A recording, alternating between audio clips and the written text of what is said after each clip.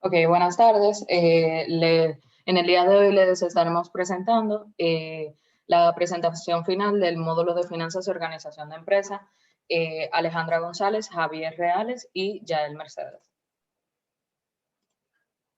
Dentro del contenido que estaremos viendo será básicamente la parte del sistema financiero español, todo lo que engloba los mercados, la supervisión y el control del mismo, también la relación que se da entre los mercados primario y secundario, y una cartera óptima que estaremos presentando dos empresas, la cual veremos más adelante en conjunto con los rendimientos y el comportamiento que ha presentado la empresa a lo largo de estos años.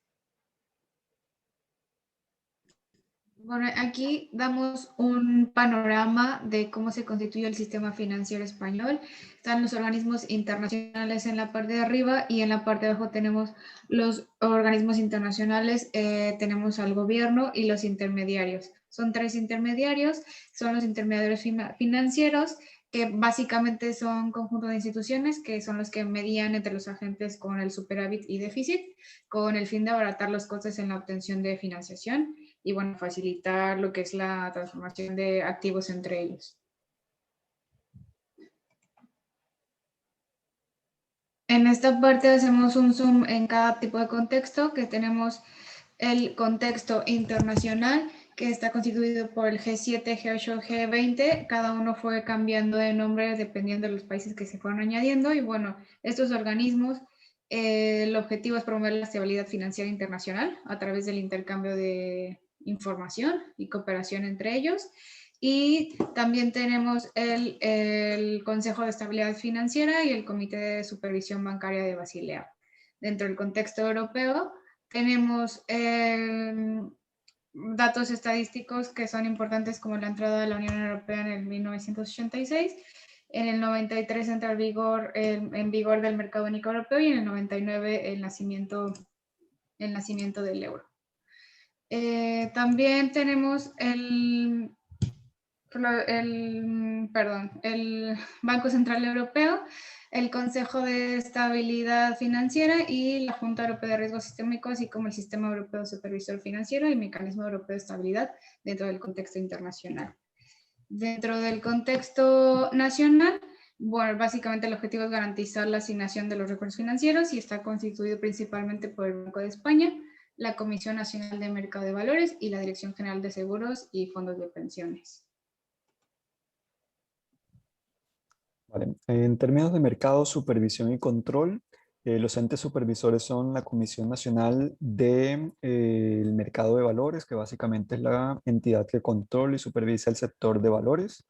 El Banco de España, que se encarga de promover el buen funcionamiento y la estabilidad del sistema financiero. BME, que es Bolsas y Mercados Españoles, es la compañía que gestiona el mercado español, el sistema de la Bolsa de Valores de España. Y la Dirección General de Seguros y Fondos de Pensiones, que es el ente supervisor de este sector, tanto de seguros como de fondos de pensiones. Bueno, aquí el mercado primario es, bueno, básicamente es el mercado que emiten los nuevos títulos, y el mercado secundario es cuando ya están emitidos estos títulos, pasa la negociación.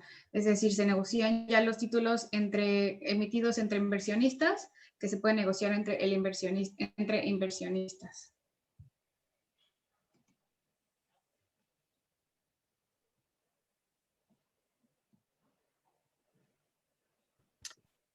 La primera compañía que vamos a analizar se llama Enagas. Enagas es la compañía encargada de la gestión técnica del sistema de gas a nivel de España y también el primer transportador de gas natural en España.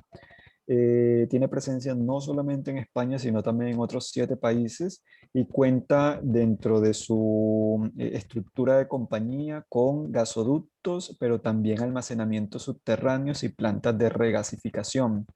Tiene una capitalización de mercado de cerca de 5.000 millones de euros. Han emitido un volumen de acciones de 261 millones.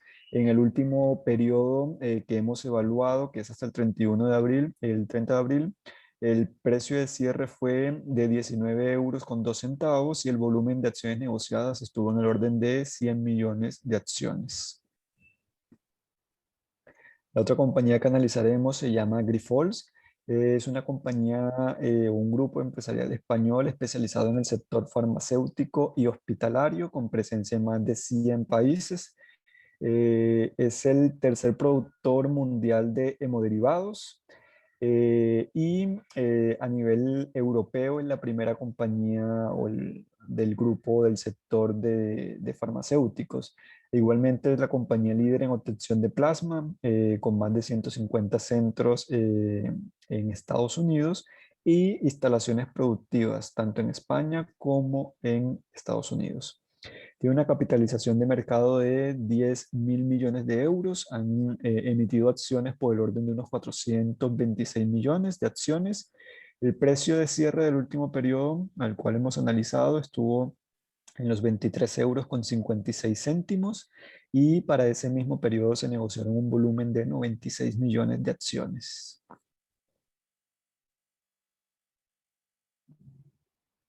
En los gráficos que están viendo en este momento se pueden visualizar los rendimientos de los títulos. Aquí es importante resaltar que en el momento en que los rendimientos de ambas compañías tuvieron su mayor nivel de crecimiento fue durante marzo del 2020. Esto, bueno, fue como resultado justo del decrecimiento general del mercado debido a la pandemia. De igual forma, podemos ver que del 2017 al 2020 el comportamiento de los rendimientos son más o menos estables, con solo algunos 2 o 3 momentos donde se dan cambios significativos, como ejemplo el decrecimiento de aproximadamente un 14%, a un crecimiento de un más de 10%. Ok, como podemos ver en la gráfica de la variabilidad diaria, específicamente para el año 2020, podemos observar que en su mayoría los rendimientos se comportaban, para el caso de Enagas, entre negativo 0,22% y un 1% de crecimiento, de variación, y para el caso de Grifols vemos que variaba entre un menos 0,35% a un 0,33% con mayor normalidad. Con respecto al diseño óptimo de cartera, lo primero que tenemos que mencionar es que en el caso de Grifols fue una compañía que pagó dividendos todos los años, que hemos analizado inclusive en el 2020, donde tuvieron una fuerte caída en su rendimiento anual.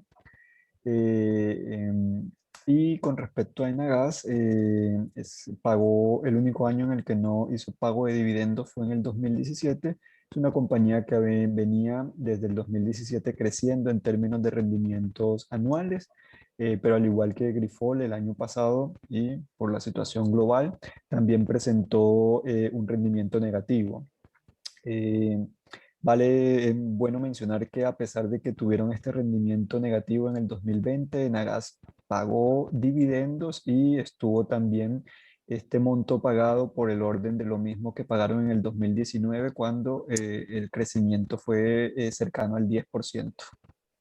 Podemos observar que en un promedio el rendimiento anual de Grifols estuvo en 3,30% y para el caso de Nagas en 1,86%. Y entonces ya luego para poder determinar cuál iba a ser el peso de la cartera, de manera que la cartera fuese óptima, entonces lo que hicimos fue establecer la relación que habría entre el riesgo de cada título directamente frente a la covarianza que se daba entre ambos títulos, resultando como el peso que tendría el título de Enagas específicamente para la cartera de un 37,85% y para Grifols un 62,15%. Para el beta de cada título, como podemos ver en las diapositivas anteriores, se dio para el caso de Nagas un 0,64%, un 0,64 y para Grifols un 0,10. Como podemos observar, en el caso de ambas empresas, el riesgo sistemático inherente al mercado en el que ambas interactúan se encuentra entre 0 y 1, lo que quiere decir que son títulos que no tienen una correlación alta con el mercado, por lo que el comportamiento y la volatilidad que pueda darse en el mercado no le afecta directamente. Esto es propio, y como podemos ver en las conclusiones, esto es propio de las industrias a las que pertenecen estos títulos. Como Javier mencionaba anteriormente, son industrias, en el caso de Enagas, de energía y combustibles, y en el caso de Grifols, de farmacéuticas, que son empresas que no se ven directamente vinculadas a las actividades y a la volatilidad que se da en el mercado normal, por lo que presentan normalmente un nivel bajo de riesgo. También podemos concluir que los rendimientos observados en los últimos 4 años son razonables para la industria donde interactúan, a excepción, claro, del punto de marzo del 2020, que se vio afectado directamente por la caída de por el cese de las actividades operativas de todas las empresas a nivel global. Y por último tenemos que el rendimiento promedio que presenta la cartera óptima que hemos diseñado se encuentra por encima incluso de rendimiento como el caso del IBEX 35, que ha presentado un rendimiento histórico que se encuentra por debajo de lo que nosotros vimos anteriormente, que es un 2.30% aproximadamente, por lo que es una inversión que se podría considerar óptima y segura. Muchísimas gracias.